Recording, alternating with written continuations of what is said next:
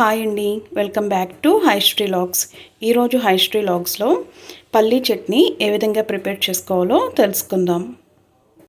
ఈ పల్లీ చట్నీలోకి మనకు కావాల్సినవి పల్లీలు, అలాగే వేయించిన శనగపప్పు, కొద్దిగా పచ్చిమిరపకాయలు, అలాగే 4 ఎండుమిర్చి, కొద్దిగా చింతపండుని నానబెట్టుకోవాలి. అలాగే సాల్టు, వెల్లుల్లిపాయలు, అల్లం, కొద్దిగా జీలకర్ర.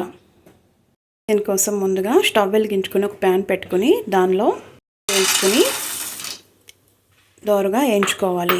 పల్లీలు వేయించుకునేటప్పుడు స్టవ్ని సిమ్లో పెట్టుకోండి. ఇలా కలుపుకుంటూ వేయించుకుంటే అన్నీ కూడా ఈక్వల్గా వేగుతాయి. పల్లీలు వేగినాయండి. ఇప్పుడు మనం స్టవ్ ఆఫ్ చేసుకుని ఈ పల్లీలని ఒక ప్లేట్లోకి తీసుకుని ఆరబెట్టుకోవాలి.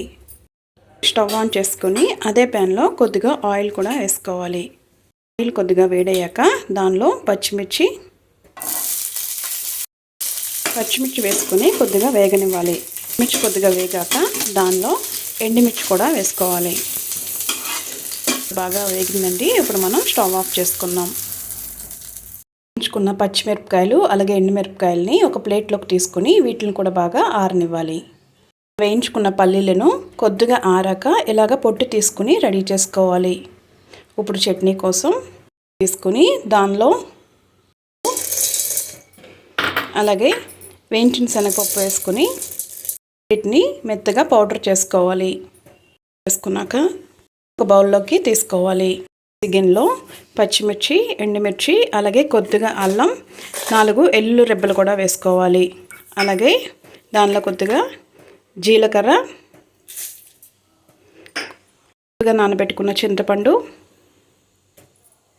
కొద్దిగా సాల్ట్ కూడా వేసుకొని వీటన్నిటిని కూడా మెత్తగా గ్రైండ్ చేసుకోవాలి.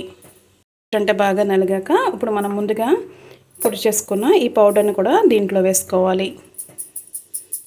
సరిపడా వాటర్ కూడా పోసుకొని మెత్తగా పేస్ట్ చేసుకోవాలి. చట్నీ రెడీ అయిపోయిందండి. ఇప్పుడు మనం దీనికి తాలింపు చేసుకుందాం. స్టవ్ వెలిగించి ప్యాన్ పెట్టుకుని దానిలో కొద్దిగా ఆయిల్ వేసుకోండి. ఆయిల్ హీట్ అయ్యాక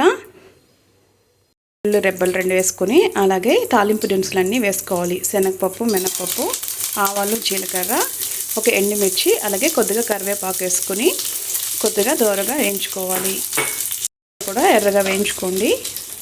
వేగిందండి. ఇప్పుడు మనం స్టవ్ ఆఫ్ చేసుకుందాం. మనం రెడీ చేసుకున్న తాలింపు అంతటిని కూడా ఇలా చట్నీలో వేసుకోవాలి.